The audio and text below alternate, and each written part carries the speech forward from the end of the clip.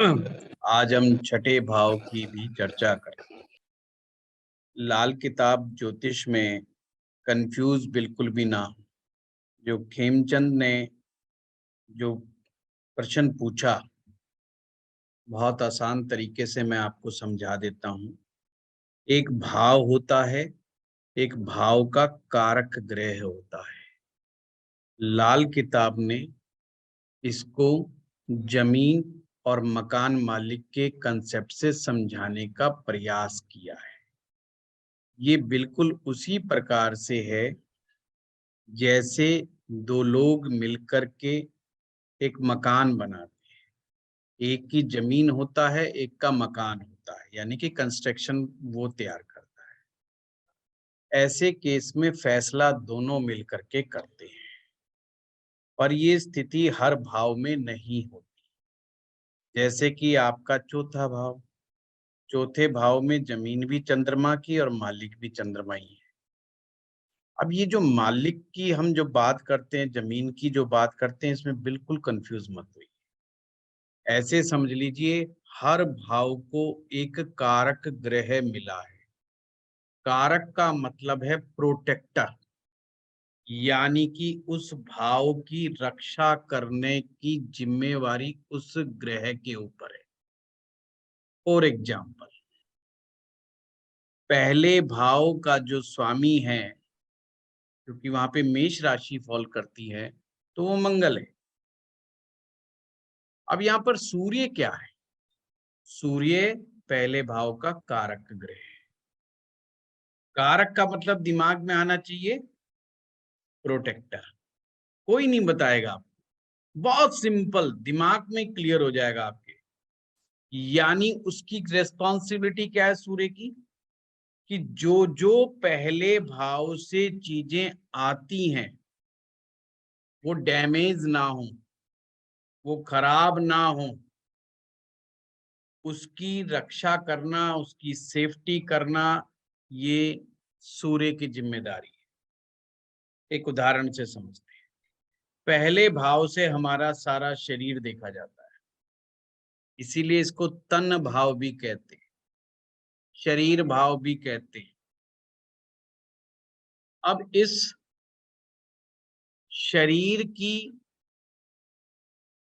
को बनाने की जिम्मेवारी तो मंगल की थी। अब शरीर बन गया, अब बनने के बाद उसको रक्षा करने की जिम्मेवारी सूर्य के पास आ गई। सूर्य जितना स्ट्रांग होगा कुंडली में, वो आपके शरीर की रक्षा करेगा। अब मुद्दा आता है जी, रक्षा किस चीज से? तो भाई जो नेचुरल रूप से सबसे बड़ा जो खतरा है हमारे जीवन में, वो है हमारी बीमारियां। हम जब जब बीमार पड़ते हैं तो हमारे शरीर को डेंट लगता है और हम कमजोर होते हैं। और जो लोग लगातार बीमार रहते हैं, इसका मतलब बराबर उनको डेंट लग रहा है। इसका मतलब जो उसका डिफेंस सिस्टम है, जो उस जो उस भाव की रक्षा करने वाला सूर्य है पहले भाव की, कहीं ना कहीं कमजोर है। चाहे वो किसी ग्रह से पीड़ित है, चाहे कमजोर भाव में बैठा हुआ है, किसी पाप ग्रह के साथ बैठा हुआ है, या किसी से टक्कर खा रहा है। अब जो डिफेंस सिस्टम कमजोर हो जाएगा तो उस शरीर में बीमारी आना और जाना बहुत आसान हो जाएगी। अब सूर्य तो कमजोर हो गया साहब, अब मंगल पर आते हैं। अगर ऐसे में मंगल मजबूत हुआ तो मंगल क्या है? हमारा खून। हमारा खून फिर भी शुद्ध होगा, और अगर हमारा खून शुद्ध होगा तो बहुत हद तक बीमारियों से फाइट करता रहेगा। अब इसको दूसरे तरह से समझो, जब तक सूर्य कमजोर नहीं होगा, कोई भी रोग आपके शरीर में प्रवेश नहीं कर सकता। दूसरा चीज, हमारे शरीर को चलाने के लिए ऑक्सीजन बहुत जरूरी है। लाल किताब ने उस ऑक्सीजन का नाम दिया है बृहस्पति। जिस व्यक्ति को सांस सही ढंग से लेनी आती है, जो व्यक्ति श्वास को लेना और छोड़ना सही ढंग से जानता है, समझो उसका बृहस्पति अच्छा है। और जिसका बृहस्पति अच्छा है, ना तो उसको मोटापा आएगा, ना ही कफ के रोग आएंगे, ना ही डायबिटीज आएगी, ना ही ब्लड प्रेशर आएगा, क्योंकि बृहस्पति उसका ठीक है, तो ये बीमारियां हमारे पास नहीं आ सकती। तो दूसरा सिस्टम हमारे पास आ गया गुरु। गुरु हमारे कुंडली के 5 भावों का कारक है। मैं सिंपल वर्ड्स में समझा रहा हूं, आपको खूब समझा रखा है। दूसरा भाव का कारक है, 5वें भाव का कारक है, 9वें भाव का कारक है, 11वें भाव का कारक है और 12वें भाव का कारक है। तो 5 भाव हो गए। आप सोचो, कुल 12 भाव में से 5 भाव तो ऐसे हैं जिनका कारक ग्रह अकेला गुरु है। यानी कि गुरु एक ऐसा ग्रह है जिसको सबसे ज्यादा भावों का कारकत्व प्राप्त है। ये मैं लॉजिकल बात बता रहा हूं आपको, जो सिस्टमैटिक वे से। अब 5 तो भाव ये हो गए, और एक भाव ऐसा मिलेगा जहां पर गुरु बैठा होगा, और गुरु जहां पर बैठा होगा फिर उसकी कई दृष्टि भी पड़ रही होगी।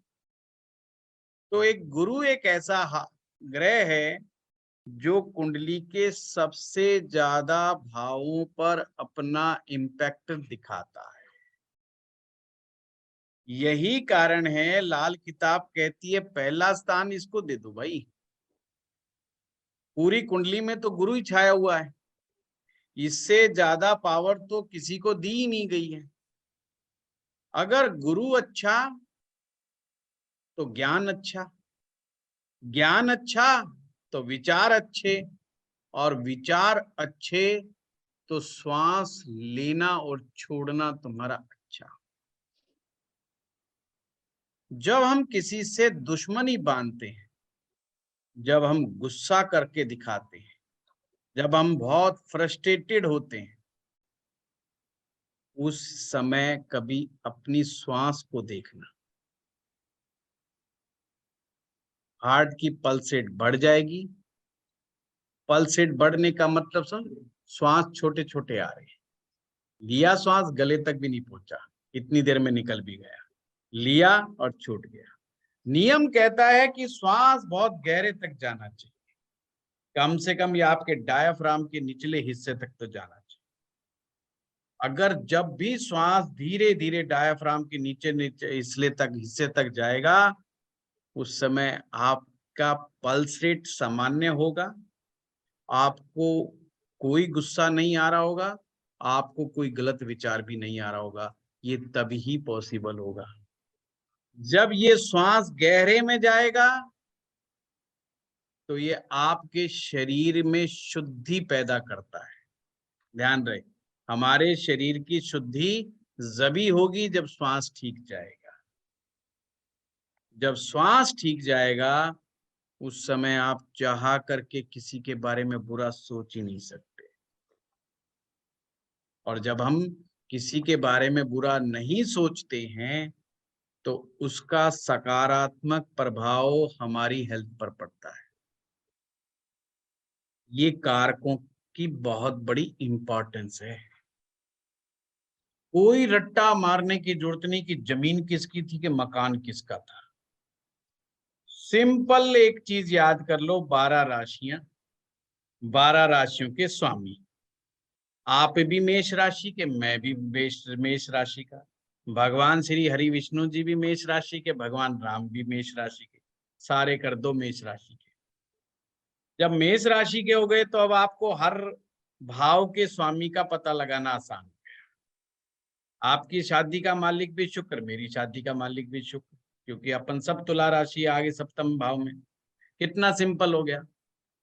परंतु यहाँ पर कंसेप्ट है, जो मेन जो गेम है ना, वो कारकों का है। और कारकों की स्थिति को सही सही पहचानने का है। और जब लक्षण मिलाकर के समझना है कि कौन सा ग्रह कमजोर पड़ा है और कौन सा बहुत अच्छा पड़ा है। जो ग्रह कमजोर है वो अपनी कारक चीजों में भी दिक्कत डालेगा और जहां पर बैठा है वहां पर भी दिक्कत पैदा करेगा। जो ग्रह अच्छा है वो अपनी कारक चीजों की वृद्धि करेगा और जहां पर बैठा है वहां पर भी फायदा करेगा। इतना सा सिंपल लॉजिक।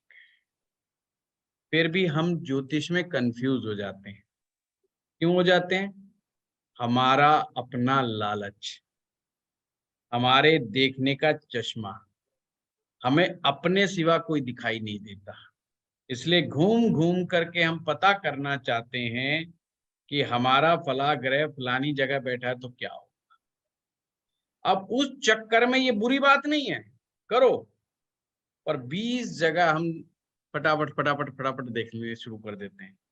और 20 राइटर की बिग बुक देखेंगे तो हर आदमी जिस कॉन्टेक्स्ट में अपनी बात को कहना चाह रहा है वो आपको समझ में नहीं आई। क्यों नहीं आई? क्योंकि ज्योतिष की व्याकरण तो पकड़ में ही नहीं आई। जब आपको व्याकरण पकड़ में नहीं आई तो आप उस राइटर का कॉन्टेक्स्ट समझेंगे ही नहीं कि उसकी क्या मंशा है, वो बात कहने की क्या मंशा है। जब मंशा समझ में जब आ जाएगी, जब आपको व्याकरण आएगी। और ये हम व्याकरण सिखाने का ही काम कर रहे हैं। तो क्लियर हो गया? बहुत सिंपल। आज से जमीन और मकान के झगड़े में मत पड़ना। इस संसार में झगड़े के 3 कारण, जर जोरू जमीन है, तो इसके झगड़े में मत पड़ो। आज यहीं से शुरू कर लेते हैं, झगड़े से ही शुरू कर लेते हैं। फिर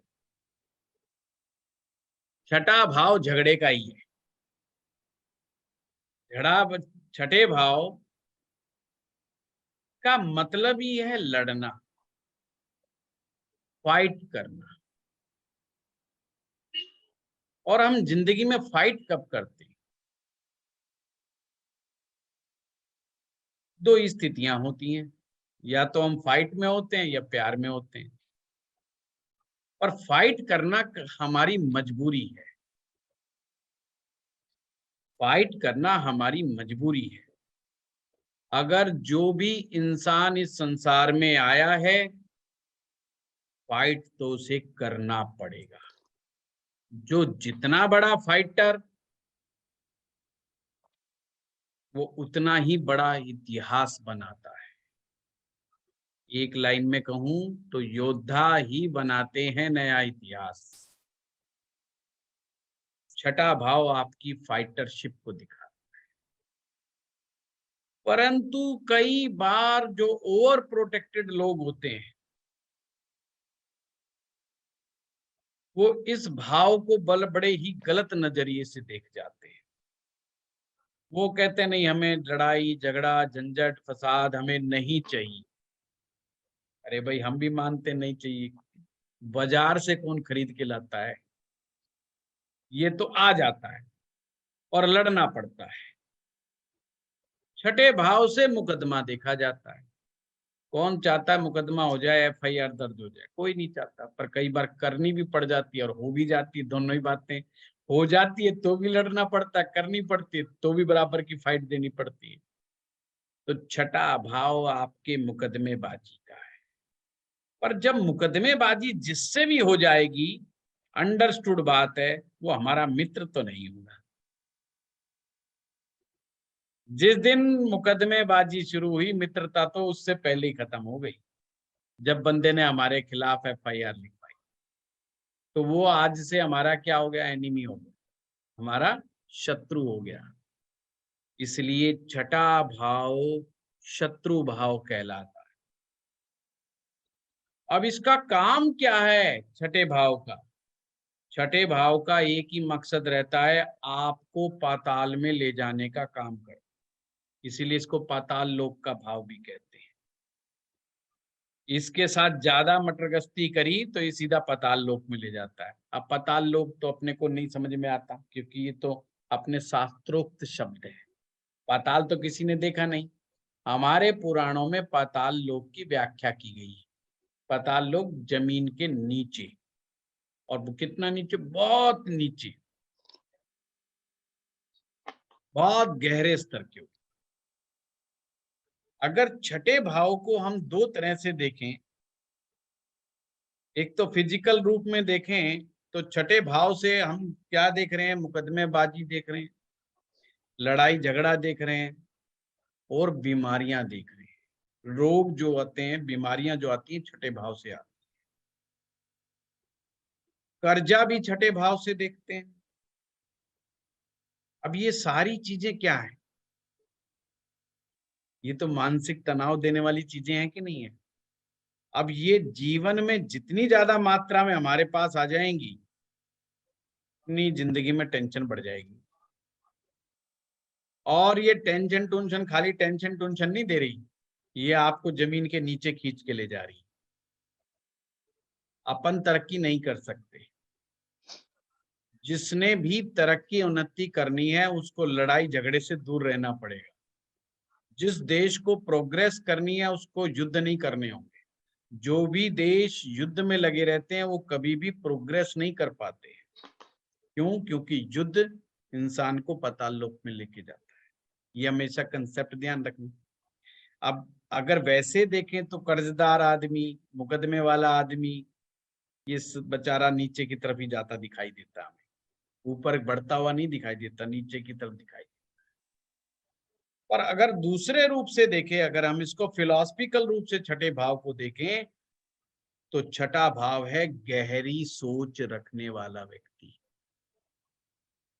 गहरे अनुभव को प्राप्त हुआ व्यक्ति, जिसने गहराई में जाकर के अनुभव प्राप्त जीवन में कर लिया। अब गहरा अनुभव तो वही प्राप्त कर लेता है जिसका इन चीजों से पाला पड़ जाता है।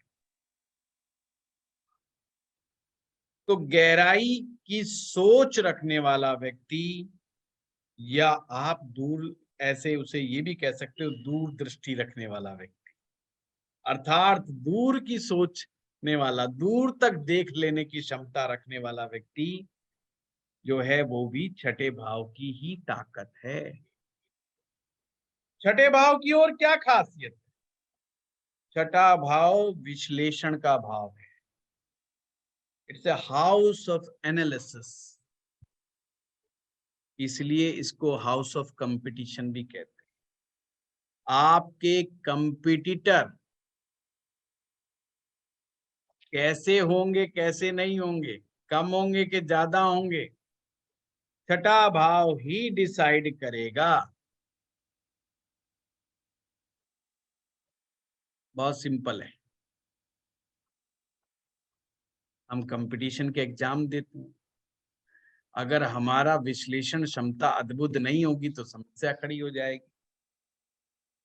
हम व्यापार के अंदर भी कंपटीशन का बड़ा सामना करते हैं।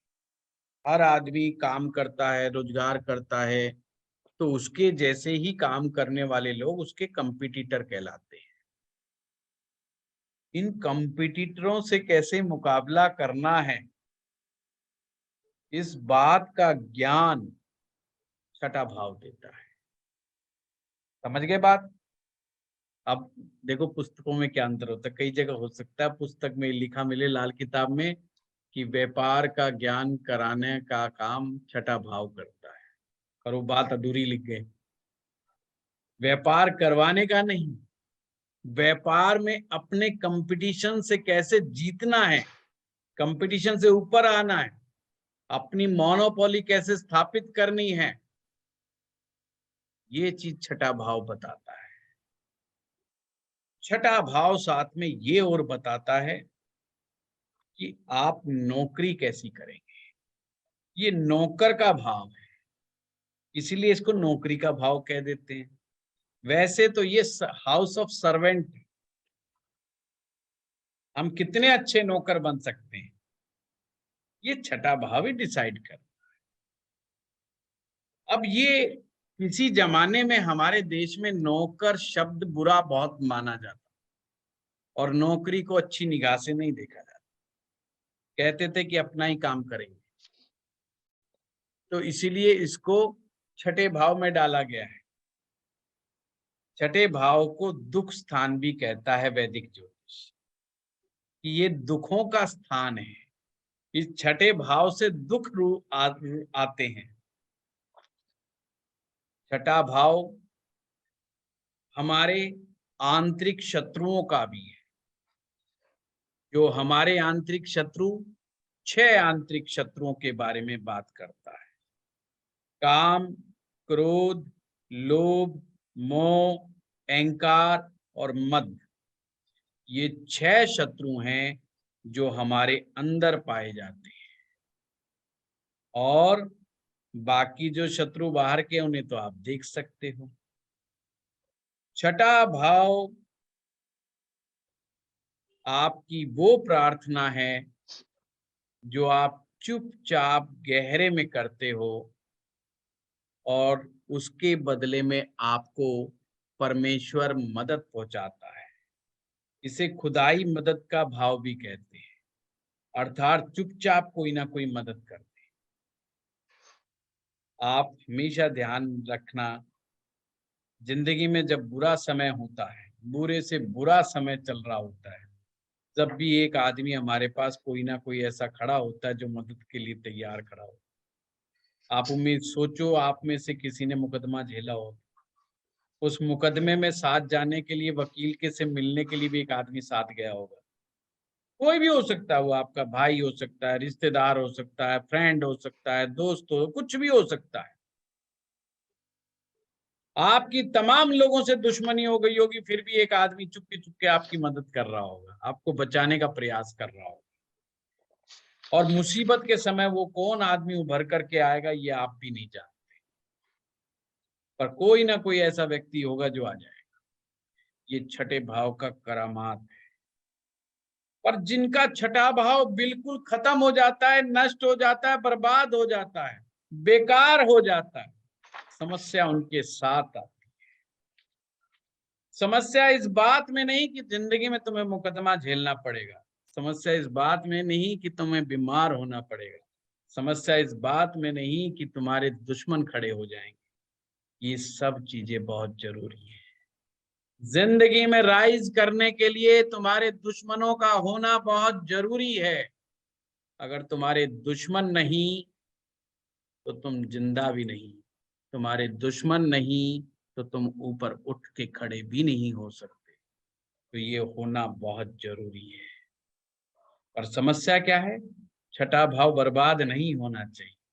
छठा भाव बर्बाद हो जाएगा तो उनसे लोहा लेने के लिए आप में ताकत नहीं होगी, उनसे मुकाबला करने के लिए तुम में हिम्मत नहीं होगी, और कोई तुम्हारे साथ खड़ा नहीं होगा। उस समय बड़ी समस्या खड़ी। अगर तुम्हारे पास मुसीबत आ जाए और हर कोई तुम्हारी मदद कर रहा हो, उस समय हर कोई अपनी अपनी ड्यूटी निभा रहा हो, तो आपको बहुत जल्दी मुसीबत से बाहर निकाल लाते हैं लोग। परंतु वहीं पर लोग अगर साथ ना दे, कोई भी खड़ा ना हो, तो फिर वो समस्या, छोटी सी समस्या भी बहुत बड़ी समस्या बन जाती है। छठा भाव किन लोगों का खराब होता है, थोड़ा सा लॉजिकली समझते हैं। छठे भाव में कन्या राशि फॉल करती है और उसके स्वामी होते हैं बुध ग्रह। अब लाल किताब कहती है जो ये बुध ग्रह है, ये है बहन, बेटी, भुआ और मौसी। बहन, बेटी, भुआ, मौसी, बुध ग्रह से संबंध है। पहली बात तो ये आबाद होने चाहिए, ये बर्बाद नहीं होने चाहिए। अगर ये बर्बाद है तो तुम्हारा छठा भाव तो वैसे ही सीवियर हो गया। बार बार मुसीबतें आएंगी जिंदगी में, बार बार बीमारी, बार बार दुश्मन, बार बार मुकदमेबाजी, बार बार एक्सीडेंट का सामना करना पड़ेगा। इसी तरह से छठा भाव ननिहाल का है।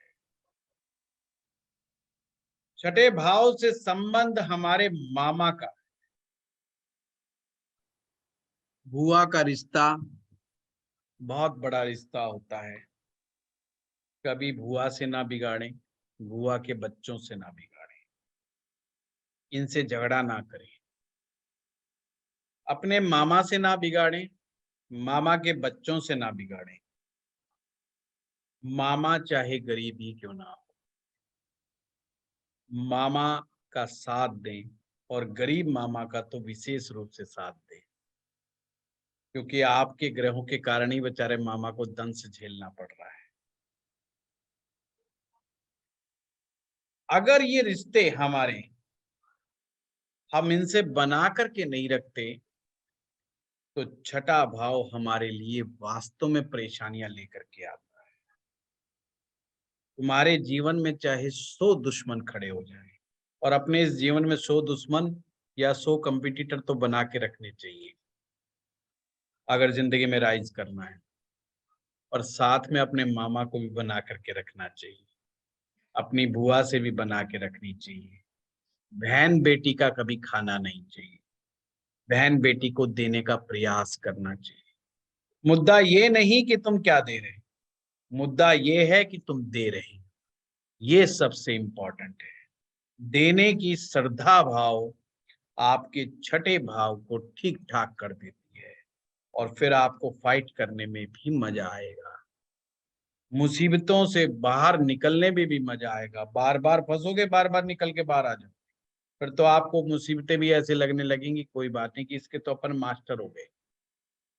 तो छठा भाव आपको मुसीबतों का मास्टर बना देता है, एक्सपर्ट बना देता है, और तुम्हें इतना तेज तरार बना देता है कि सामने वाला अगर तुमसे उलझ जाए तो समझो उसकी जिंदगी का गलत रॉन्ग नंबर डायल हो गया है। वो बेचारा सोच में पड़ जाता है कि किससे मुकाबला हो गया यार, ये आदमी तो कुछ ज्यादा ही एडवांस है, कुछ ज्यादा ही तेज है। तो क्योंकि तुम्हें तो मास्टरी प्राप्त है इन चीजों की।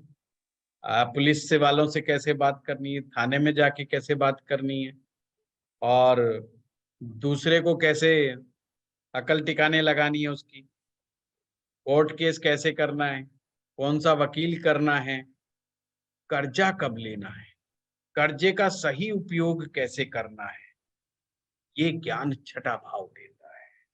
और जब छठा भाव बिगड़ा हो, ना तो उससे कर्जा सुलटता, ना कर्जा सुलटाने का हिसाब किताब उसमें बनता। जो लोग कर्जों में फंस जाते हैं, उन्हें इन रिश्तों की तरफ ध्यान देना होगा, और उन रिश्तों को बना करके रखना पड़ेगा। अगर प्रश्न ये उठता है कि अगर ये दोनों ही रिश्ते ना हो, ना अगले के बहन है, ना बेटी है, ना बुआ है, ना मौसी है, ना मामा है, फिर आपको बुद्ध से संबंधित चीजें होती है, उनकी पालना करनी होती है। जैसे बकरी है, बकरी बुद्ध की चीज है, इसकी पालना करो। तोता है, मैना है, इनको कुछ खाने को दो। कहीं ऐसे पार्क में जाओ जहां पर तोते बहुत आते हो, उनको मुक्ति दाना जो होता है मीठा, वो खिलाओ तोतों को सुबह सुबह। आपका छठे भाव से अगर कोई प्रॉब्लम आ रही है तो तोतों को ये चीज खिलाना शुरू कर दो, आपको लाभ होना शुरू हो जाएगा, मुसीबतें कम होनी शुरू हो जाएंगी। ये छठे भाव से देखते हैं। छठा भाव घर गृहस्थी का साधुपन है। घर गृहस्थी का साधुपन का मतलब क्या है? It's a separative house. पति पत्नी का लगाव, पति पत्नी का separation, and spiritual separation also comes from the sixth house. परंतु अगर इस यहाँ पर प्रॉब्लम बढ़ जाए तो पति पत्नी अलग भी हो जाते हैं, तलाक भी हो जाता है। अगर तलाक को देखना है तो भी छठे भाव का अध्ययन बहुत ही जरूरी हो जाता है। तो छठा भाव याद रखें, जहां एक तरफ ये नौकरी लगाने का भाव है, वहीं पर ये पति पत्नी के बीच के अनबन का भी भाव छठा भाव ही है। इस चीज को हमें समझना होगा। जो हम छोटे छोटी घरों में कई बार गमलों में साग सब्जियां उगा लेते हैं, पालक उगा लिया, मेथी उगा ली, टमाटर के पेड़ लगा लिए, या फूलों वाले छोटे छोटे पौधे लगा लिए जिसमें फूल बहुत आते हों, इनका संबंध भी छठे भाव से ही है। और वैसे गेंदे का फूल हो गया, इसका भी संबंध बुध ग्रह से ही है। तो आपको ये छोटी छोटी चीजें हमेशा ध्यान में रखनी होंगी। घर में कितने नौकर चाकर होंगे कि नहीं होंगे, ये छठे भाव से ही पता चलता है। अब आगे हम बढ़ते हैं। छठे भाव में आपका लीवर है। अब मेरे से आगे आगे लिखे जा रहे हैं। पिजन जी, pigeons are also represented by. हाँ गुलाटी साहब, बिल्कुल। देखिए, मैं किताब लेकर के नहीं पढ़ाता हूँ। हो सकता है कोई शब्द रह जाए, कोई वाक्य रह जाए, ये बड़ी संभावना रहती है। आप कहो, क्योंकि मुझे किताब लेकर के बैठने की आदत नहीं है। क्योंकि मेरा ये मानना है, फिर किताब से आदमी बंध जाता है कि फिर वो उतना ही बोल पाता है जितना किताब में लिखा होता है। ब्रेन है ना हमारा, फिर फंस के खड़ा हो जाता है, ना दाएं जाता ना बाएं जाता। अच्छा, ऐसा नहीं है मैंने ये अभ्यास नहीं किया, मैंने ये अभ्यास करके देखा है, किताब रख करके भी पढ़ा करके देखा है। पर मुझे लगता है कि फिर मैं कम दे पाया हूँ। मैं जो जहाँ बहता रहना चाहता हूँ, उस हिसाब से चलता रहना चाहता हूँ, और मुझे उसी तरीके से आनंद आता है। तो कबूतर आ जाएगा, चिंता ना करो। जब तोता मैना आए तो कबूतर भी आ जाएंगे। 15 सालों का एक्सपीरियंस है। इस एक्सपीरियंस पर कम से कम जो है आप उम्मीद बना के रख सकते हो। हैं?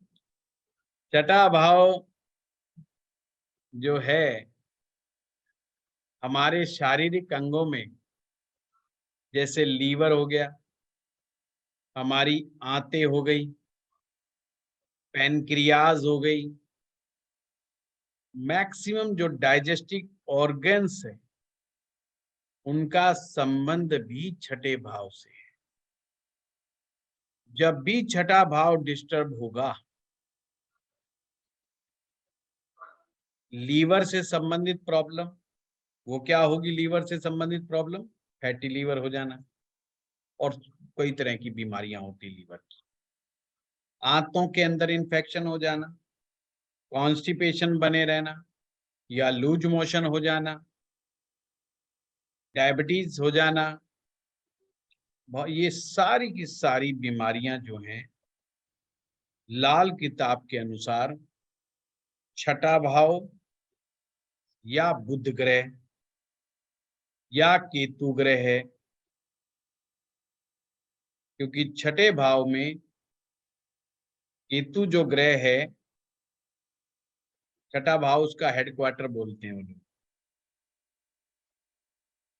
यानी कि बुध और केतु दोनों मिलकर के डिसीजन लेते हैं छठे भाव के बारे में। जब बुध, केतु और छठा भाव डिस्टर्ब होते हैं तो ये बीमारियां पैदा होती हैं। क्लियर हुआ? वास्तु के हिसाब से आपने देखा होगा कि घरों में आजकल बेसमेंट बनाने का भी बड़ा रिवाज है। किसी समय तहखाने बनाए जाते थे, आजकल बेसमेंट बना दिए जाते हैं। वैसे वास्तु बेसमेंट को अच्छा, बहुत अच्छा नहीं मानता। फिर भी बेसमेंट अगर देखना हो कुंडली से तो छठे भाव से देखना। ये सिंपल सा मेथड मैंने आज आप लोगों को छठे भाव से बता दिया। छठे भाव में अगर बुध आ जाए, क्योंकि वहां पे वो उच्च का हो जाएगा, केतु आ जाए, तो फिर इन ग्रहों का इलाज डायरेक्ट नहीं किया जा सकता। इसके अलावा सूर्य आ जाए, मंगल आ जाए, बृहस्पति आ जाए, शनि आ जाए, ये 4 ग्रह जो होते हैं, इनका उपाय किया जा सकता है अगर यहाँ पर प्रॉब्लम डाल रहा हो तो अब याद करने लायक क्या बात है छठे भाव में? छठे भाव में याद रखने लायक एक बात है कि यहाँ पर बुध उच्च के हो जाते हैं और शुक्र ग्रह नीच के हो जाते हैं।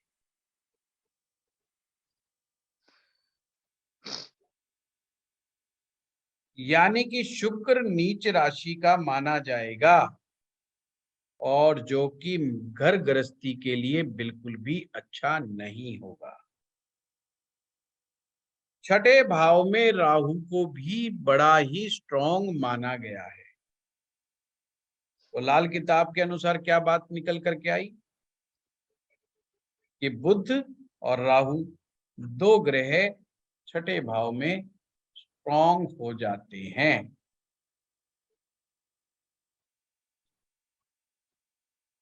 सर वो 4 ग्रह बताइए ना जिनका आप बोले इलाज कर सके, एक बार प्लीज रिपीट कर अच्छा, दीजिए। लिखिए, नोट कीजिए। मंगल, बृहस्पति, सूर्य और शनि। सूर्य, मंगल, बृहस्पति और शनि, इसका इलाज किया जा सकता है। क्रिस्टल क्लियर बात हो गई।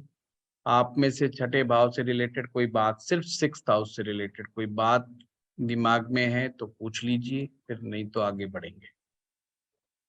हाँ खेमचंद। सर आपने चंद्रमा के बारे में कुछ नहीं बताया, बाकी सबका तो बता दिया। अच्छा, तो आप बता देते, पूछ लिया तो। बड़ा अच्छा क्वेश्चन पूछा है। चंद्रमा यदि छठे भाव में हो तो यहाँ पर एक सावधानी रखनी होती है कि हमें भूल करके भी लिक्विड चीजों का दान नहीं करना है। जैसे पानी का प्याऊ नहीं लगाना, पानी का प्याऊ नहीं लगाना, लिक्विड दवाइयां किसी को मुफ्त में गरीबों में नहीं बांटनी। अब जैसे गर्मियों के दिन आ गए हैं, आजकल तो खैर सीधा वाटर कूलर लगाने का जमाना आ गया है, पर पहले क्या करते थे, मटके रख दिया करते थे बाजार में, मार्केट में, ताकि लोग प्याऊ पे पानी पी सके। तो आपस में मार्केट वाले लोग कुछ आपस में चंदा कर लिया करते थे। तो इस तरह के चीजों में नहीं जाना है जिनके भी छठे घर में चंद्रमा हो। तो वैसे छठे घर का चंद्रमा डॉक्टरी के लिए बहुत अच्छा माना गया है, या रिश्वत के पैसे के लिए भी अच्छा माना गया है, क्योंकि दूसरे भाव से हम इज्जत के साथ कमाया हुआ धन देखते थे, छठे भाव में हम रिश्वत के द्वारा कमाया हुआ धन देखते हैं। यानी कि दूसरों के दुख से जो पैसा अर्जित होता है वो भी छठे भाव से ही देखा जाता है। ऐसे में चंद्रमा किसी का हो छठे में तो उसको इन चीजों का दान वगैरह नहीं करना चाहिए। ठीक है। वैसे भी खेमचंद, मैं ग्रहों के बारे में इकट्ठा बाद में सबको कराऊंगा। अभी मेरे भाव चल रहे, मैंने शुरुआत में कुछ गलतियां की थी तो अब उसको सुधार रहा हूं ना मैं, कि पहले बहुत सारी चीजें एक साथ बताने की कोशिश कर दी, उससे स्टूडेंट कंफ्यूज ज्यादा हो गए। तो प्रश्न इतने ज्यादा हो जाते थे कि वो पूछो ही मत, और हर आदमी अपनी कुंडली के पीछे लगा रहता था। तो मैंने कहा ये चीज गलती मेरे से हुई है तो सुधारूंगा मैं। तो मुद्दा अभी मैं ये नहीं बता रहा कि सूर्य छठे में कैसा होगा कि मंगल छठे में कैसा होगा, ये तो कोई बात पे बात आ गई तो बोल दिया।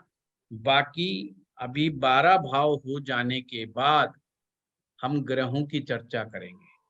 फिर करेंगे कि सूर्य पहले में आएगा तो क्या करेगा, दूसरे में आएगा तो क्या करेगा, तीसरे में आएगा, और वहीं की वही रेमेडी कैसे बनेगी उसके ऊपर अपन डिस्कस करेंगे जब आप सभी का नंबर आएगा। क्योंकि कहीं ना कहीं ग्रह कहीं तो बैठा मिलेगा ही, जब अपने 12 भाव की यात्रा करेंगे तो सबका नंबर आ जाएगा उस तरीके से। इसलिए कहता हूँ धैर्य रखो। तो इसलिए छठे भाव से रिलेटेड कोई बात है तो पूछो। राखी जैन जी। प्रणाम सर।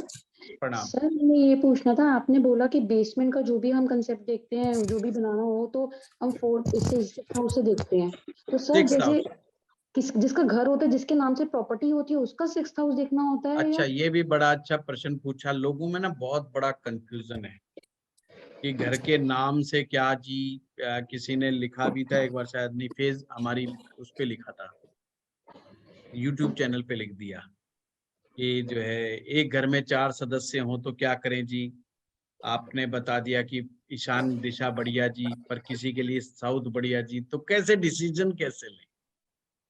तो 4 सदस्य है, हर आदमी समझो एनर्जी का बंडल है एक पूरा, उसमें 9 प्रकार की एनर्जी है। हर इंसान के अंदर 9 प्रकार की एनर्जी है, यानी कि 9 ग्रहों की एनर्जी समाई। अब आदमी को एक तरफ रख दो, अब वास्तु को लेकर के आओ। वास्तु का मतलब क्या है?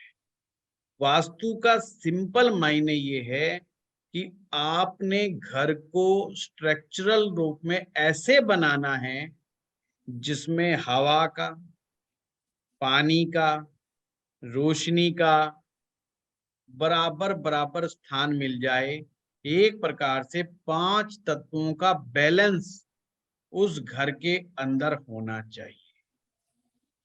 अब घर में 4 सदस्य रह रहे हैं, तो उसके व्यक्ति की एनर्जी और उस घर की स्पेसिफिक एनर्जी या तो मैच करेगी या मिसमैच करेगी। अब जिसके साथ मिसमैच कर रही है उसको 10 से 20% प्रॉब्लम आएगी, जिससे मैच नहीं कर रही है उसको प्रॉब्लम आएगी, और जिससे मैच कर गई वो मौजा ही मौजा उसकी, उसको प्रॉब्लम नहीं है। तो आपने देखा होगा कुछ लोग जो होते हैं घर में रह करके बड़े एंजॉय करते हैं, और कुछ लोगों को घर में घुसने के बाद ही टेंशन शुरू हो जाती है, और जैसे ही वो बाहर जाते हैं बड़े खुश जाते हैं। घर से बाहर आए, बाहर से जब घर में आएंगे तो बड़े खुश खुश आएंगे, पर 10-15 मिनट बाद उनका किसी ना किसी से झगड़ा जाए। तो वो जो चीज है वो क्या हो रहा है, वो वास्तु दोष। तो हर एक के ऊपर थोड़ा थोड़ा, बहुत ज्यादा नहीं। पहली बात तो वास्तु का इम्पैक्ट बहुत बड़ा इम्पैक्ट नहीं है, ग्रहों का इम्पैक्ट बहुत ज्यादा होता है। ज्योतिष का ही एक पार्ट है वास्तु, ये हमें ध्यान रखना होगा। ज्योतिष का ही एक पार्ट है वास्तु, और हमारी कुंडली ने ही डिसाइड कर देना है कि हमें कैसा घर मिलना है, हमें कैसा वास्तु मिलना है। मैं अक्सर कहता हूं, वैदिक ज्योतिष में जब मैं एक सूत्र करवाता था कि चौथा भाव और चौथे भाव का स्वामी और चौथे भाव में बैठा हुआ ग्रह, ये 3 जने मिलकर के डिसाइड कर देते हैं कि आपके घर में वास्तु दोष होगा कि नहीं होगा, और होगा तो कहाँ पर होगा, किस दिशा में होगा, क्या प्रॉब्लम होगी और क्या नहीं प्रॉब्लम। समझे बात को? ये तो सिर्फ आपको थोड़ा बताने के लिए हमने बता दिया। तो सर जो आपका राखी जी, आपका जो प्रश्न था कि किसके ऊपर क्या असर होगा, अब पता चल गया आपको। हाँ जी, लेकिन सर फिर भी प्रेफरेंस हमें उसकी देनी चाहिए जिसके नाम प्रॉपर्टी बना रहे हैं, अगर हम कैसे मैंने करें? वही कहा, नाम से कोई बहुत बड़ा वो नहीं हो जाने वाला। ठीक है सर। अगर कोई नाम से ही कुछ किसी को सफलता मिलती तो लोगों ने अपने घर के नाम हिंदुस्तान में भगवान के नाम पे रख रखे मैक्सिमम, तो हाँ जी, सर समझ गए, बिल्कुल है ना, क्लियर हो तो गया। वहां पर बिल्कुल सुख शांति बनी रहनी चाहिए। ठीक है। तो परंतु ऐसा होता है क्या? नो तो नाम से तो हो गया ना। सर, इसमें डायरेक्शन भी होती है 6th हाउस की कोई? नहीं, अभी आज छठे भाव की डायरेक्शन की बात नहीं करेंगे हम लोग, अच्छा सर, उससे एक आपने जी, आई कंफ्यूजन खड़ा हो थिंक जाएगा। नाम का एक आपने मतलब कहा था पेपर्स पे बिजनेस। नाम किसका रहेगा, जैसे हमारे हेड रहते हैं घर हाँ के, यामिनी जी, तो वो भी मतलब वही बात कर रहे हैं कि पेपर पे नाम किसका रहेगा, उससे कुछ नहीं फर्क पड़ना। जिसका सिंपल सी, मैं एक आपको एक उदाहरण देता हूं। जैसे लोग अक्सर साउथ डायरेक्शन को बहुत गलत मानते हैं, पर ज्योतिष का नियम कहता है जिसका मंगल अच्छा है उसको साउथ की डायरेक्शन सूट करती है। अब कमाल की बात देखो, जितने भी लोग साउथ दिशा में होंगे, और अगर वो लंबे समय तक रह रहे, लंबे समय का मतलब 2.5 साल से ज्यादा, ये 2.5 साल का दिमाग में रखना, 2.5 साल से जिनको ज्यादा हो गया साउथ फेसिंग मकान में रहते हुए, और उनको तरक्की उन्नति भी मिल रही है, और उधर 4 व्यक्ति रह रहे हैं, तो चारों के मंगल आपको या स्ट्रॉन्ग ही मिलेंगे। अगर चारों में से किसी एक का मंगल स्ट्रॉन्ग है और बाकी 3 के इतना ज्यादा स्ट्रॉन्ग नहीं है, जबकि एक चीज मैं बता दूं, परिवार में मंगल लगभग सभी का ना लगभग मिलता जुलता सा ही होता है। ऐसा नहीं होता कि किसी का नीच का आ गया तो दूसरे का एकदम उच्च का आ गया, बापू का नीच का है बेटे का उच्च का है, ऐसा नहीं होता। थोड़ा बहुत ही 19-21 का अंतर पढ़ दे होता रहे है, हो। तो वो ज्यादा बड़ा हेरफेर वहां पर नहीं होता। तो उस घर में लगभग मंगल मिलते हुए दिखाई देंगे। अगर जिनका मंगल ठीक नहीं है, जैसे कि मैं कह रहा हूं कि मंगल थोड़े कमजोर आ गए और वो गलती से साउथ फेसिंग मकान में चले गए, उनको भागना पड़ जाएगा छोड़ के। साल 1.5 साल में वो अपना दिमाग लगा लेंगे कि भाग लो छोड़ दो, क्योंकि उनको वो चीज बहुत ज्यादा सुटेबल नहीं है। अब एक्चुअली में हमें ये कहना चाहिए कि मंगल उनके लिए फ्रूटफुल रिजल्ट दे ही नहीं रहा है। मंगल जब फ्रूटफुल रिजल्ट नहीं देगा तो कई तरह की पेट से रिलेटेड तकलीफें, बार बार ऑपरेशंस, एक्सीडेंटल प्रॉब्लम्स, चोरी की घटनाएं, आगजनी की घटनाएं, ये उनके घर परिवार में होने लग जाती है। इन्हें बड़ा इवेंट्स माना जाता है। जब ऐसी घटनाएं घर परिवार में होने लगती है तो लोगों का दिमाग जाता है यार ये तो मामला गड़बड़ हो गया। फिर वो किसी वास्तु शास्त्री को दिखाएंगे, वो बताएंगे कि साउथ फेसिंग ठीक नहीं है, तो वो भाग जाएंगे। सिंपल सी बात है, तो रह ही नहीं पाएंगे। तो जो मकान मालिक के वाला जो कंसेप्ट है उससे मैं बहुत ज्यादा सहमत नहीं हूँ। मेरा ये मानना है, अगर आप किसी मकान में साल भर रहते हो तो या तो एनर्जी मैच करेगी या नहीं मैच करेगी। और अगर आप उससे ज्यादा खींच गए हो, खास करके 2.5 साल से ऊपर कर खींच गए हो, तो आप चिंता ना करो, वो एनर्जी मैच ऑटोमेटिक कर रही है। मैंने अक्सर एक कहानी सुनाता हूँ कि हमारे यहाँ लोकल, हमारे यहाँ एमएलए साहब की, तो उनके फादर साहब भी पॉलिटिक्स में थे, तो बहुत पुराने टाइम में वो पॉलिटिक्स में थे और बीजेपी में बहुत बड़े स्तर के ऊपर थे। पर पिताजी के बाद एक बहुत कई सालों का गैप आ गया। एक तो हरियाणा में ही बीजेपी नहीं आई, बीजेपी गायब थी हरियाणा से। तो साहब उन्होंने किसी वास्तु शास्त्री को मकान दिखा दिया। मकान दिखाया तो उन्होंने कहा कि मकान में गड़बड़ है, वास्तु दोष है। उन्होंने एक बहुत अच्छी बात कही जो मुझे बहुत अच्छी लगी, मैं वहां पर खड़ा था इसलिए मैं आप लोगों को बता रहा हूँ।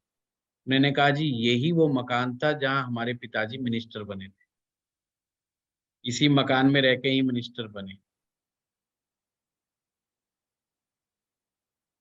आज वो गुड़गांव के एमएलए, बीजेपी लौट के आई है, उन्हें इस बार टिकट मिला, वो इस समय गुड़गांव के एमएलए। तो देखो बात, मकान में क्या हुआ भाई, अब मकान का वास्तु दोष कहाँ गया, सोचने वाली बात है। कभी कभी समय हमारा बहुत अच्छा होता है उस मकान में, फिर एक समय आता है उसी मकान में हमारा मकान में जो है समय लो हो जाता है, तो अचानक से लोगों के दिमाग घूमता है कि इसमें वास्तु दोष है।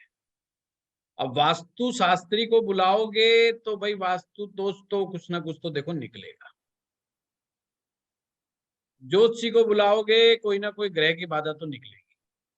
और गलती से तांत्रिक को बुला लिया तो एक आधा भूत प्रेत तुम्हारे बिठा के जाएगा, या तो सीढ़ियों में बिठा जाएगा तुम्हारे, या ऊपरी पराई बिठा जाएगा, ठीक है ना। तो भाई कुछ ना कुछ तो वो करके जाएगा, अगर कर लिया तो इस बात को तो मान के चलो।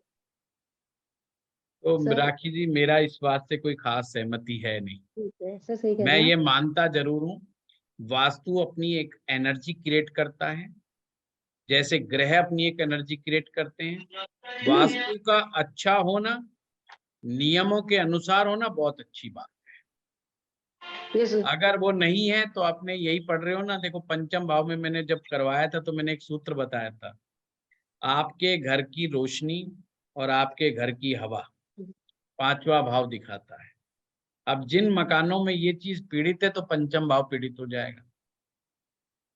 ये सूत्र है, ये साइंटिफिक सूत्र है, क्योंकि पंचम भाव का संबंध आपकी बुद्धि भाव से था, वो बुद्धि जो भविष्य का निर्माण करती है।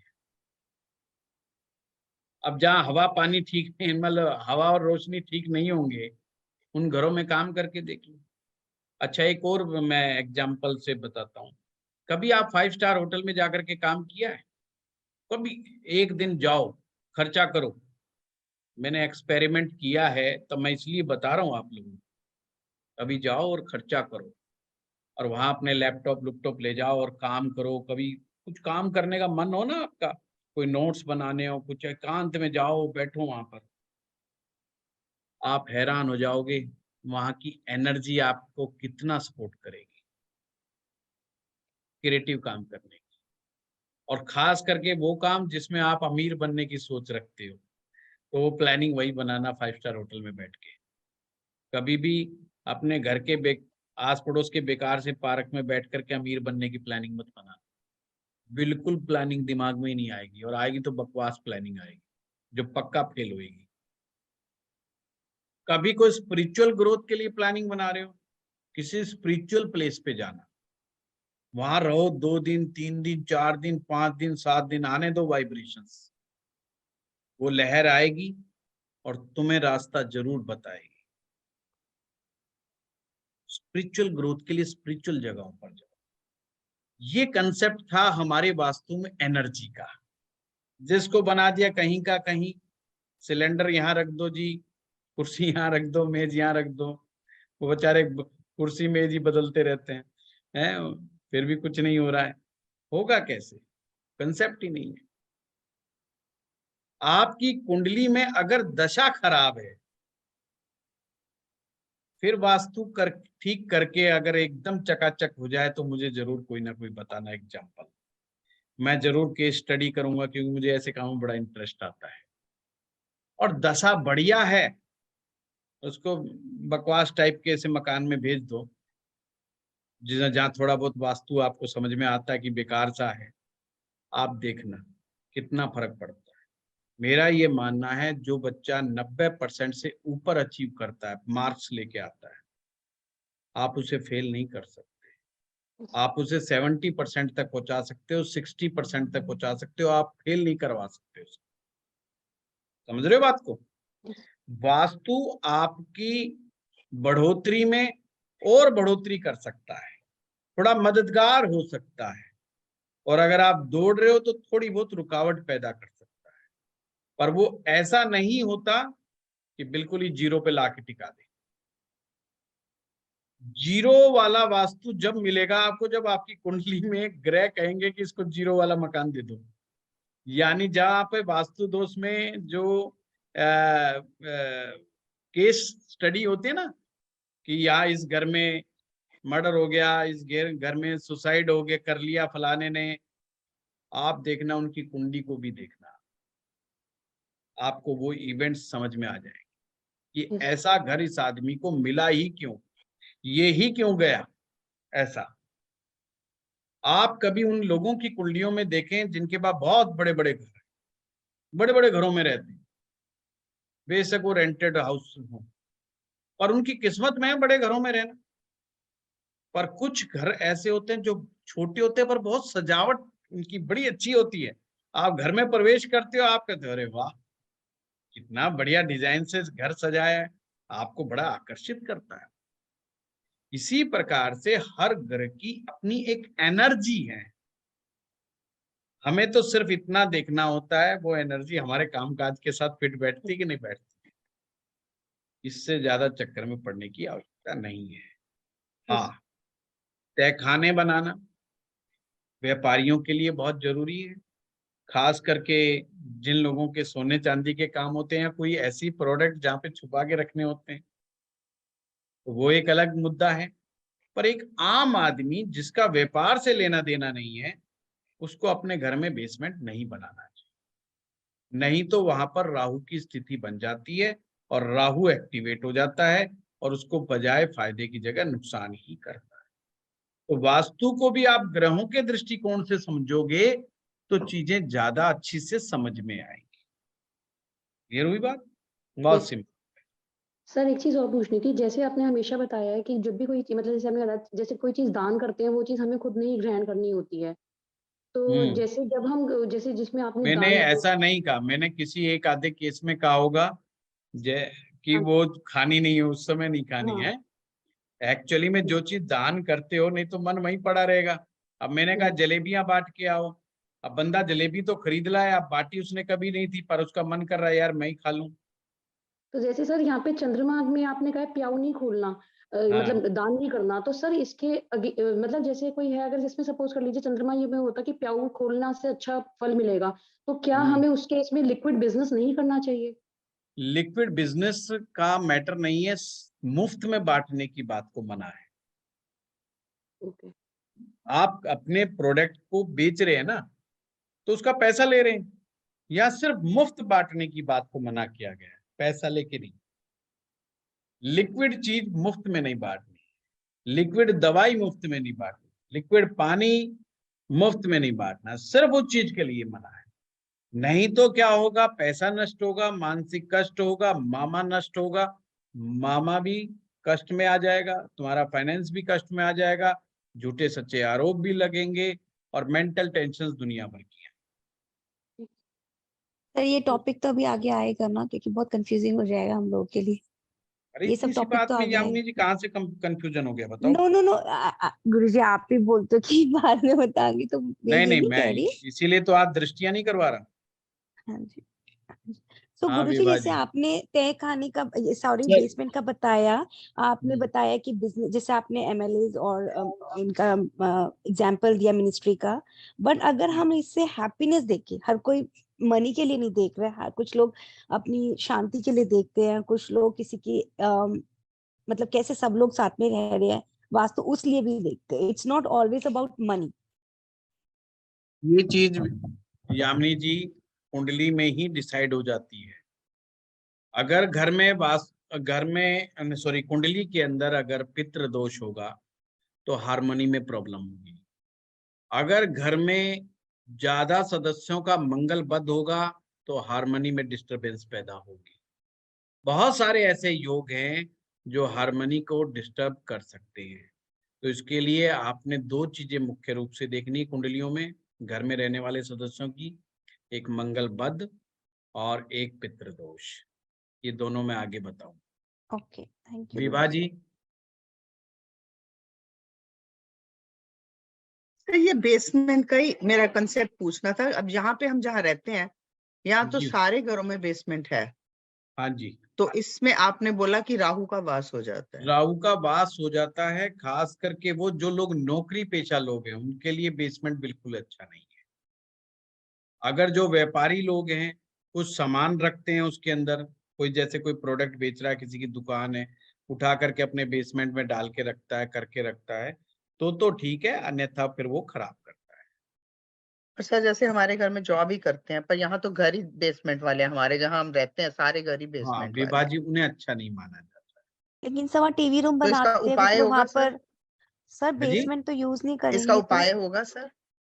हाँ, उपाय यही है कि सामान रखो वहां पे, और तो क्या कर सकते हैं, उसको खाली नहीं नहीं, छोड़ना। सामान सर तो यहाँ रखा पे हुआ है सर, बेसमेंट को सामान तो सामान बहुत में रखा हुआ सुंदर है। बना के रखते हैं। सामान में देखिए, अक्सर लोग बेसमेंट में क्या करते हैं, मुझे कई बार लोग इनवाइट कर लेते हैं तो घर दिखाते हैं परंपरा के अनुसार, तो मैं उस चीज में देखता हूँ कि जो सामान उनका यूज नहीं हो रहा वो सामान वहां पे वो बेसमेंट में रख देते हैं। तो या मैंने नहीं, देखा है एक्सरसाइज करने का सामान जो कभी जोश जोश में ले आते हैं, सिक्स पैक्स बनाने के चक्कर में वो 6 मंथ भी नहीं चलाते हैं, फिर वो अपने फिर वो बेसमेंट में डाल के रख देते हैं, तो उसके लिए अच्छा नहीं होता विभा जी।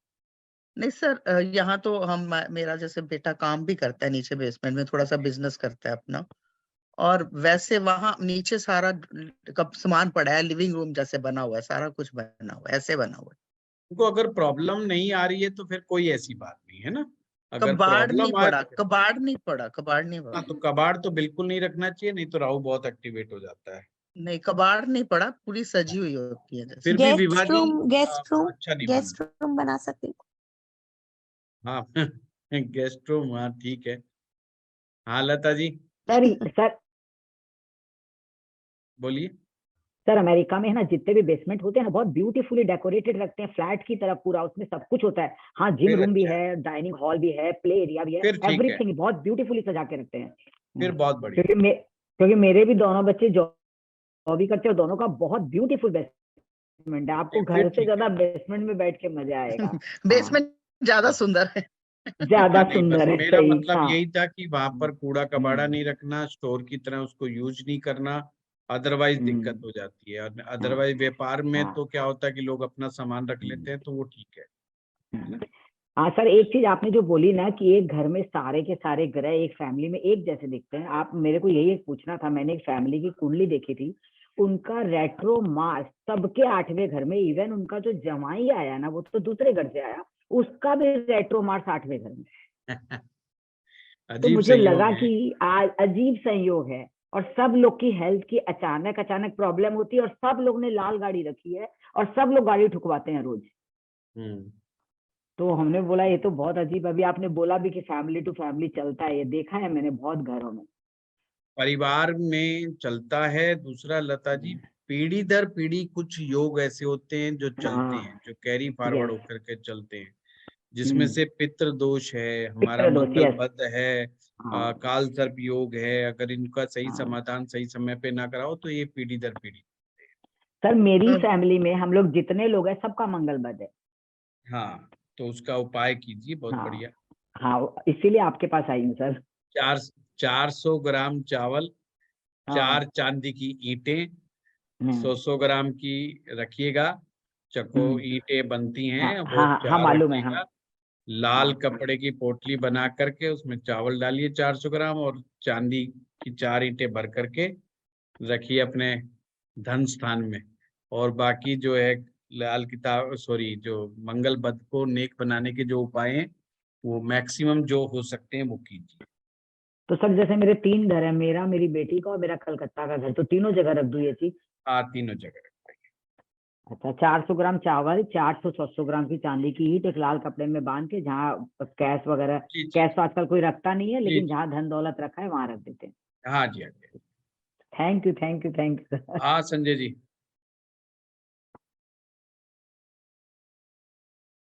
हाँ गुरु जी प्रणाम। प्रणाम प्रणाम। गुरु जी, जैसे आपने कहा चंद्रमा सिक्स हाउस में हो तो उसको हम्म। प्यो वगैरह नहीं लगाना चाहिए, तो क्या उस व्यक्ति को घर में पानी भी नहीं पिलाना किसी को?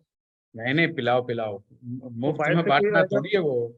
घर में आए वाले को तो चाय भी पिलाओ यार, ऐसा नहीं कुछ चाहिए, तो अगर उसके साथ राहु हो वहां पे तो राह राहु चलते आदमी को लिए ये मना की गई है। वो घर में आए हुए मेहमान के लिए ये चीज शामिल नहीं है। तो अगर चंद्र और राहु इकट्ठे हों तो वहां पे चंद्र राहु अच्छे हैं और इकट्ठे हैं तो फिर ठीक नहीं है। राहु बेचारा चंद्रमा और पिट गया। तो उसको राहु का क्या करना है? वो उपायों में बताएंगे बाद में। तो अगर बृहस्पति हो वहां पे अकेला, अभी करेंगे, हम ग्रहों के ऊपर आएंगे, फिर वही है ना, वैसे कंफ्यूजन खड़ा हो जाएगा सब। किसी का देख रहा था मैं, तो उसमें बृहस्पति था, हम्म। तो उसका क्या, वो ठीक है या नहीं? तो देखना, पूरी कुंडली देख के पता चलेगा संजय जी, ऐसे नहीं पता चलेगा। मैं कह दूं बृहस्पति ठीक है, कैसे कह दूं बृहस्पति खराब है? हमारा तो लाल किताब का कंसेप्ट ही अलग है कि नहीं वो हम तो भाव से समझ ही नहीं रहे। हम तो ये देख 2-5 रहे उसका हैं कि खत्म किस नहीं है। तरीके से आपको मैंने समझा दिया कि बृहस्पति कैसे देखते हैं। हाँ वो बृहस्पति का नहीं, पूरा पूरा किताब। ऐसा नहीं है। 2-5-9-11 में उसके शत्रु ग्रह बस नहीं बस है। बस बस बस बस, राहु चंद्रमा नहीं होने चाहिए, राहु सूर्य साथ में नहीं हाँ, होने चाहिए, तो वैसा बृहस्पति। कुछ नहीं है बस वैसा। बस वैसे ही पता कर। सिर्फ आपने तो ये देखना है कि कोई भी ग्रह अच्छा है या बुरा है, वो कहाँ पर बैठा हुआ है, क्या बन करके बैठा हुआ है ना। तो इसीलिए जो है हमेशा ध्यान रखना, जो बातें बताई जाती हैं सिंपली कि ये ग्रह यहाँ पर खराब, पर खराब कब खराब, के नियम और शर्तें हैं। जब तक वो लागू नहीं होगी, जब तक वो ग्रह वहां पे खराब नहीं होगा। इसीलिए तो बड़ा, हमारे जो वैदिक स्टूडेंट हैं वो बेचारे कई बार बात करते हैं, किसी बड़े बड़े आदमी की कुंडली में भी उन्हें को बड़े उल्टे सीधे योग दिख जाते हैं। वो कहते हैं जी इनसे बढ़िया तो कुंडली हमारी है, पर हमारे हालात इतने अच्छे नहीं है। और ये तो बंदा मंत्री बन गया, ये मुख्यमंत्री बन गया, या ये सेलिब्रिटी बन गया, और देखो जी हमें तो कोई मोहल्ले का आदमी नहीं पूछ रहा। अब वो समस्या क्या है कि वो देख नहीं रहे, वो तो सिर्फ देख रहे हैं कि यार शुक्र 8वें बैठ गया, तो शुक्र 8वें बैठ गए तो अमिताभ बच्चन बन गया शुक्र 8वें वाला। और इधर शुक्र 8वें बैठा हुआ, यहाँ तो घरवाली ही नहीं मान के दे रही है, कोई परेशान करके दे रही है। और जी क्या समझे जी, और हमारे पास तो चलो जी कोई बात नहीं, घरवाली तो हो सकता है उनकी भी गड़बड़ हो, परंतु उनका तो हमें नहीं पता। पर उनके पास पैसा है, कम से कम पैसा ही हो जाता हमारे पास तो पैसा भी नहीं है। वो तो इतने बढ़िया बढ़िया कोट पैंट पहनते हैं, हमारे पास तो वो भी नहीं है। अरे भाई, वो जो शुक्र 8वें में बैठा है, वहां पर देखो कि टर्म्स एंड कंडीशंस क्या लागू हो रही क्या नहीं। वो खराब होके बैठा है कि अच्छा होके बैठा है, सिंपल सा गणित ये है। तो यहाँ बृहस्पति 6ठे में बैठा है, तो देखो अच्छा होके बैठा है कि गड़बड़ होके बैठा है। गड़बड़ होकर के बैठेगा, गड़बड़ होकर के बैठेगा तो तमाम तरह की बीमारियां देगा। और एक प्रधानमंत्री हैं जिनका नाम मुझे याद ढंग से नहीं आ रहा है, उनका भी 6ठे भाव में गुरु बैठा हुआ है, मोरारजी देसाई। अब ये मुझे याद नहीं आ रहा, अब वो जवाहरलाल नेहरू थे या मिसेस गांधी थी, मुझे बिल्कुल ध्यान नहीं आ रहा है ना। तो कहने का मतलब उनका भी 6ठे में बृहस्पति बैठा हुआ था। तो समझे सर अमिताभ बच्चन का भी है, वो देखिए रोज बीमार रहते हैं। रामदेव जी का गुरु 12वें भाव में बैठा हुआ है। अब सोचो कितनी बड़ी दौलत बना रखी है, कोई कम थोड़ी है। अब आप क्या कह देंगे, अब आपको 12वें भाव में गुरु वाला एक शख्स मैं ऐसा भी जानता हूं जिसके 10 से 12 धंधे करें, जिसको वो प्राणायाम करते हैं, आज तक सेट नहीं हुआ, वो आज तक सेट नहीं हुआ, अभी भी लग रहा है मेरा हम उम्र है। तो ऐसे ज्योतिष में देखना जो है ना, गलती को इशारा करता है, तो फंस जाओगे बुरी तरीके से, फिर वो अंतर नहीं समझ पाओगे। इसका मतलब आगे जाके समझ जाएंगे ना हम। हाँ, ये तो बड़े आराम से। हाँ सोनू जी। सर ये आपने बताया 400 ग्राम राइस प्लस 400 ग्राम चांदी की ईंटें या एक 400 ग्राम चांदी की ईंट? 100 ग्राम की 4 ईंटें। अच्छा 100 ग्राम की। ये जो है ना, ये अपने सुनार जो लोग होते हैं, सराफा लोग होते हैं, ये इनके पास कैदों बना देते हैं सॉलिड। तो 4 ईंटें एक साथ रखनी। ओके सर, ठीक है सर, मेरे को यही चंद्रमा और मंगल को मदद मिल रही है, मंगल को चंद्रमा की मदद दे रहे हैं। मंगल 8 वाला भी रखेगा इसको, है मंगल 8 बद। संजय जी मंगल बद देखना है आपने, 8 और 7 से कोई लेना देना है। ठीक है, मंगल बद है। अब मंगल बद कहीं पर भी बैठा हो, वो फिर वहां पे गड़बड़ करे। करता है ना। मेरा वैसे सवाल तो लता जी ने पूछ लिया, मिल गया, लेकिन बहुत बढ़िया, सवाल उठाए कि हाँ बेसमेंट का ही था मेरा। ये स्क्वायर ईंटें होती हैं या रेक्टेंगुलर होती हैं, लाइक स्क्वायर लेनी पड़ेंगी? नहीं, रेक्टेंगल भी ले सकते हैं और स्क्वायर भी ले सकते हैं, क्योंकि चांदी के उसमें उपाय में ज्यादातर मैंने देखा है कि स्क्वायर ही रखना आपको। स्क्वायर भी हो सकती है, रेक्टेंगल भी हो सकती है, दोनों में कोई वो नहीं है। वो लोग ईंटें बनाते हैं ना, रेक्टेंगल ही बनाते हैं ज्यादातर। हाँ जी, हाँ जी। सर चांदी का चकोर टुकड़ा भी होता है ना? हाँ जी, हाँ जी, बिल्कुल होता है। हाँ मधुर जी। प्रणाम गुरु जी। प्रणाम जी, प्रणाम। सर वर्ष हमारी जो लग्न कुंडली है उसमें कोई ग्रह खराब घर में बैठा हो या खराब स्थिति में कमजोर जगह पे बैठा हो, तो सर जब वो वर्ष फल में आता है जी, तो वो अपने भाव के अनुसार हमें फल देगा, या अगर खराब स्थिति में बैठा यहाँ पर भाव से देखते ही नहीं है हम लोग। वर्षफल जब होगा तो उसमें इंडिपेंडेंट स्टडी की जाती है, परंतु जो वर्षफल बनता है वो आपकी मेन चार्ट से ही वर्षफल बनता है। हाँ जी, हाँ जी। मीन्स अगर तो उसमें कुछ नियम जरूर है लाल किताब में, उसके कुछ नियम जरूर लागू होते हैं जो मैं आपको आगे चल करके करवाऊंगा। मीन्स अगर आगे वो अच्छे घर में बैठ गया वर्षफल में, तो अच्छा ही फल देगा। हाँ बिल्कुल, डेफिनेटली। जैसे किसी का मंगल कमजोर है कुंडली में, पर वर्षफल में वो 10वें भाव में आ जाए जी, तो उस साल जो है उसको मंगल के अच्छे रिजल्ट मिलेंगे, अच्छे परिणाम मिलेंगे। ठीक है सर।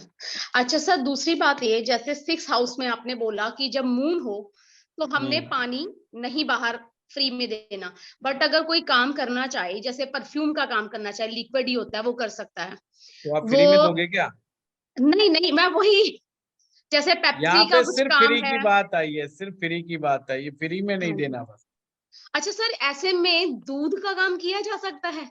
बात वही है, दूध ले लो, पानी ले लो, चंद्रमा से रिलेटेड बात कही है ना। पानी तो इसलिए कह जी दिया, जी लोग दूध तो बांटते कम है, पानी के मामले नहीं में नहीं, लोग दूध का अगर काम कोई खोले तो वो कर सकता है, वो देखना पड़ेगा, वो इस वो तरीके देखना से नहीं पड़ेगा। देखा जाता। हाँ, अच्छा देखो सर कैरियर जो सर है लाल किताब में अलग तरीके से देखते हैं।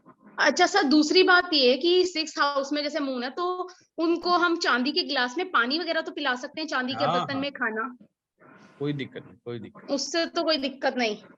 नहीं। नहीं ठीक है सर, थैंक यू सर। हाँ महेश जी। सर एक पर्सनल सवाल ही था कि 6th हाउस में मेरा मून है और मैंने ना 2 खरगोश ला के घर पे रखे हुए हैं अमेजोन से, तो वो रखूं कि मत रखूं? खरगोश, कोई बात खरगोश वो नहीं, हाँ रहने दो? समझ गया मैं, कोई बात नहीं, कोई दिक्कत नहीं। ठीक है, थैंक यू। हाँ राहुल। नमस्कार सर। नमस्कार सर ये जो 6th हाउस में चंद्रमा वाला जो आपने बताया था, मैं ये पूछना चाह रहा था, जैसे जिसका 6th हाउस आएगा उसमें 6th हाउस में चंद्रमा आएगा, तो निर्मला काशी पे भी नहीं देना क्या कुछ भी? एक ही बात है, अब इसको जितनी मर्जी बात कह लो, देना चाहो तो दे सकते हो, उसके परिणाम अच्छा, आएंगे जब सामने, अपने आप समझ में आ जाएगा। तो मतलब अवॉइड करना ना उसको। हाँ हाँ, बस बस बस। हाँ अच्छा, सचिन कुमार और जी। सर एक चीज और पूछनी थी। हेलो। हाँ, रिपीट मत पूछो राहुल, रिपीट नहीं, मत रिपीट नहीं पूछो, पूछ रिपीट रहा, से ना कोई रिपीट नहीं पूछ फायदा रहा, नहीं होता। हाँ रिपीट नहीं पूछा सर।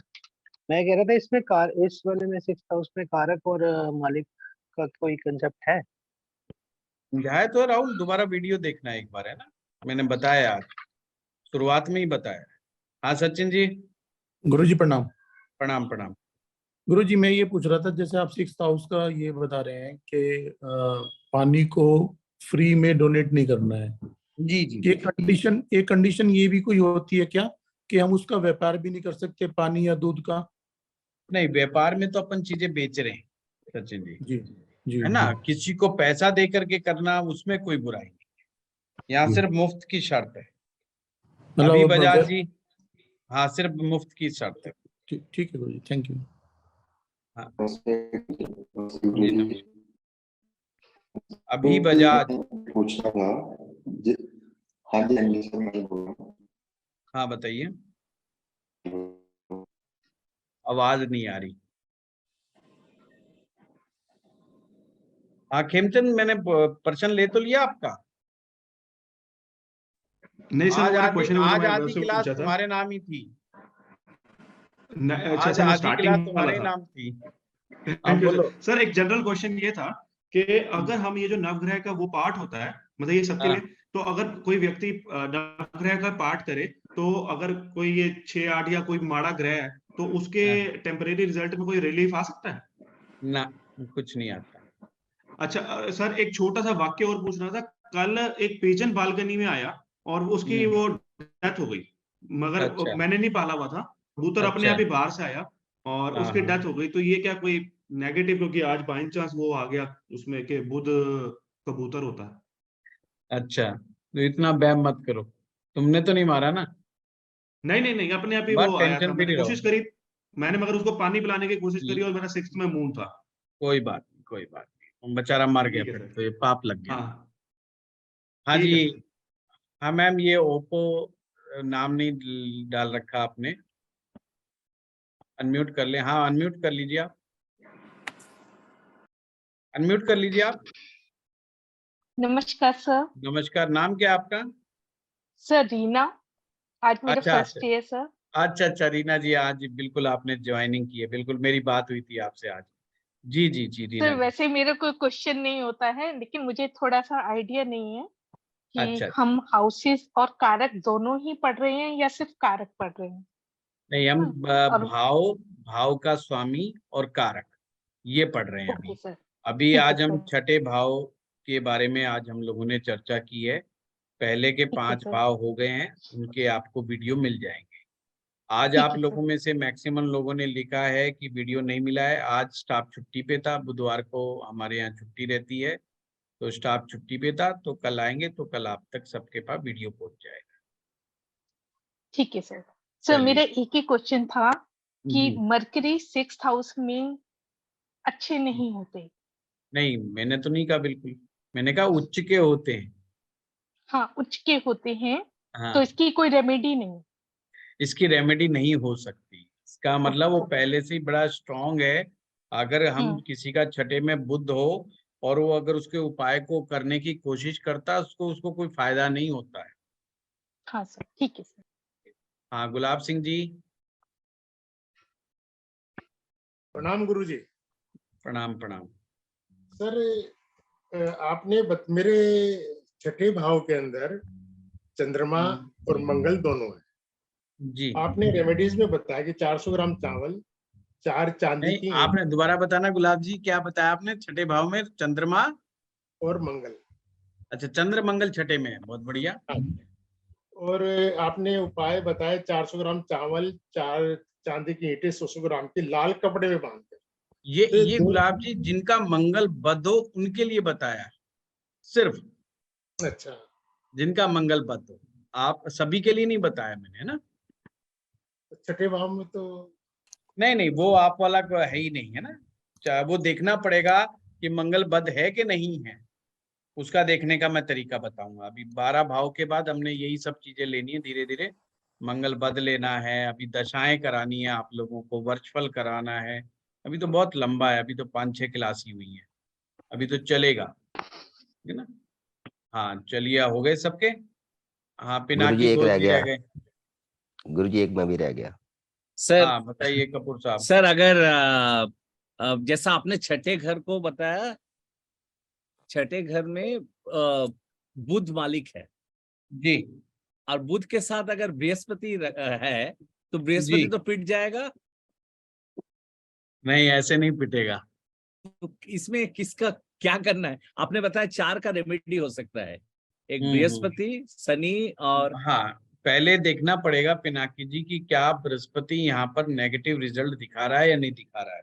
उसके लिए उन्हीं नियमों को फॉलो करो जो सबसे पहले बृहस्पति को देखने का तरीका बताया था।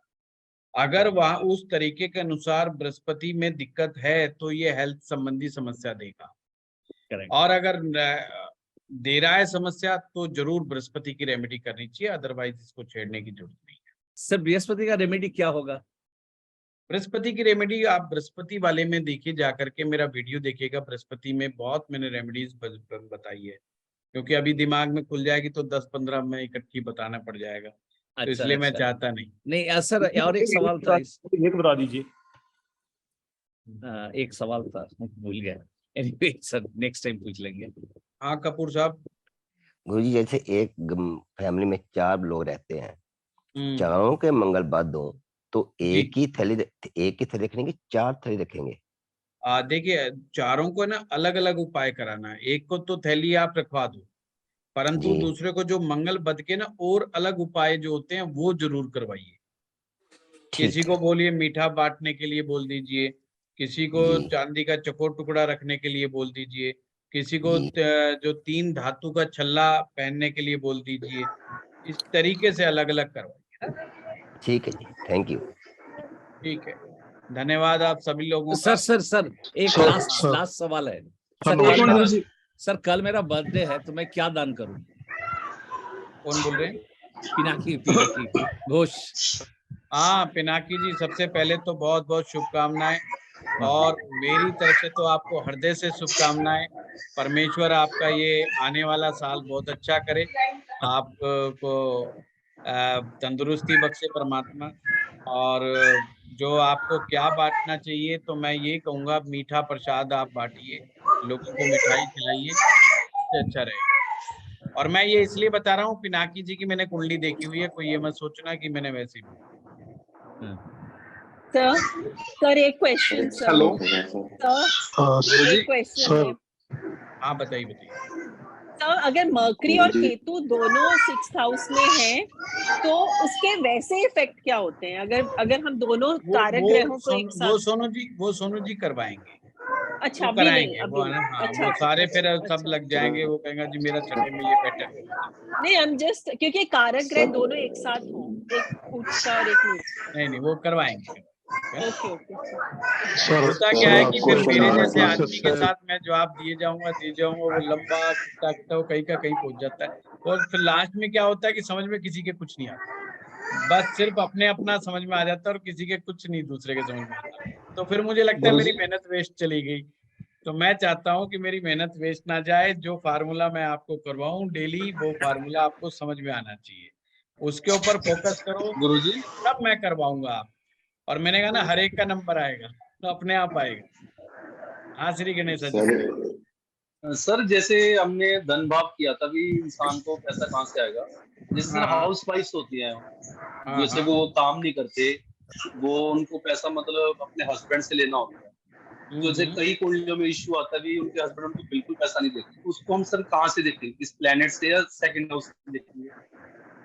देखो यार श्री गणेश साहब, बात ऐसी है कि इसमें समस्या कई हैं, कई चीजें झूठ है, कई चीजें सच हैं। अब उसका सच झूठ का कैसे पता लगाऊं, इसको पब्लिकल फॉर्म में कैसे बताऊं मैं आपको, है ना। देखिए कि पैसा मुझे नहीं मिल रहा, ये तो बहुत बड़े बड़े परिवारों की भी समस्या है, तो इसको मैं पब्लिक प्लेटफॉर्म पे नहीं उठाना चाहता। परंतु घर में जो पैसा आता है स्त्री और औरत और मर्द दोनों के भाग्य से आता है। ऐसा कभी नहीं होता कि आदमी बहुत अमीर है और औरत बहुत गरीब है। अगर आदमी अमीर है तो औरत भी अमीर है। अब हर एक की अपनी एक्सपेक्टेशन है। अब कोई कहता है कि मुझे जो है, अब मैं एक बड़ी फैमिली में गया, आप हैरान होंगे किस्सा जान करके। हजारों करोड़ के आदमी थे और उनकी वाइफ ने कहा ये मुझे पैसे नहीं देते। तो मैं बड़ा हैरान हुआ क्योंकि उनके घर में 15-16 तो नौकर थे सब, और हस्बैंड वाइफ, बहुत बड़े लोगों की बात मैं बता रहा हूँ। और वाइफ मुझसे कंप्लेंट कर रही है अपने हस्बैंड के सामने ही कि मुझे पेमेंट नहीं मिलती है, मुझे पैसा नहीं मिलता है। तो उन्होंने कहा कि पैसे में चाहिए किस लिए हैं, मैं हर चीज अवेलेबल है। तो कहते हैं मुझे पॉकेट मनी का इशू। तो कहते हैं मैं 5 लाख रुपए पर मंथ देता हूँ पॉकेट मनी का, जिसमें से मैं कभी हिसाब नहीं लेता हूँ कि 5 लाख का तुमने क्या किया, प्लस उसके अलावा जो भी घर के खर्चे होंगे वो सब मैं करता हूँ।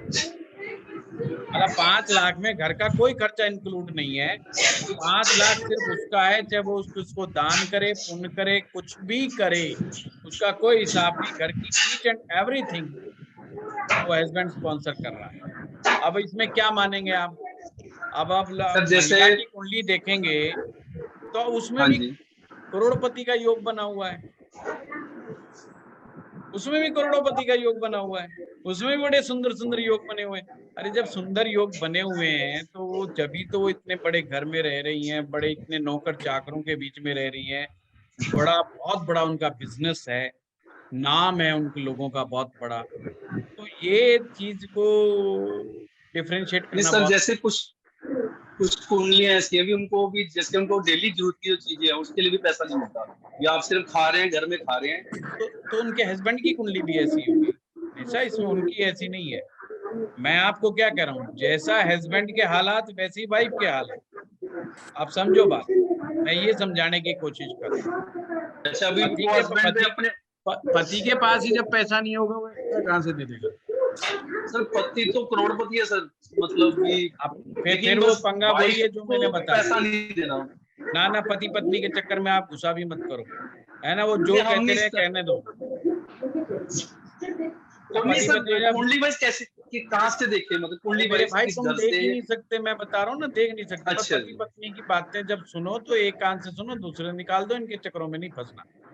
मूर्ख बना के छोड़ देंगे और कुछ नहीं है। वो कह देंगे अच्छा जोशी बनाया, जोशी की चाबी भर के छोड़ के दे देंगे, जोशी चक्कर काटता घूम रहा है, तो उन चक्करों में मत पड़ो। चलिए धन्यवाद।